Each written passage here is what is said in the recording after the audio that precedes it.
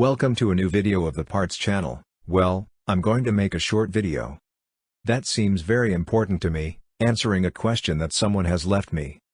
A person who has problems with the heaters of the engine of his car and it is that do not work, and it has been noticed that the module that controls the heaters smokes. Let's see.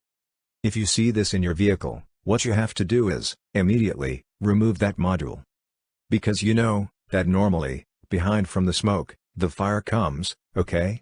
There, the problem you have is that you are making a short circuit, and that is why you are seeing that smoke, and that is why the heaters do not work. Look, this is from a BMW, let's do a test so you can see how the ECU would activate it and deactivate it, because you already know that the heaters, normally, as soon as the engine has a temperature of approximately 90 degrees centigrade, the ECU disconnects them, because it does not need them. Look, if you have loose modules, you have a module.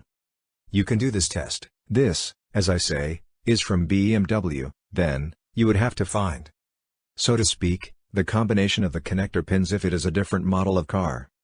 But all the relays have the particularity that when they activate, they sound, when the contact moves to close the circuit, okay?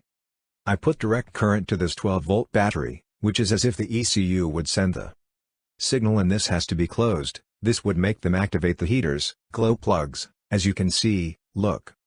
There you can see the closing movement of the solenoid circuit. Here, for example, the problems that I have seen in this type of relay is that the spring that leads there, to that when there is no current, sometimes that spring is released. It breaks or comes loose and remains in continuous contact, and this ends up producing a short circuit.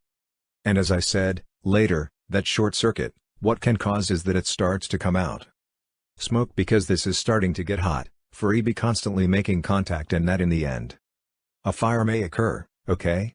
Be very careful with these things. Here you have this short video. If it has been useful to you, do not forget to give a like and subscribe to the channel.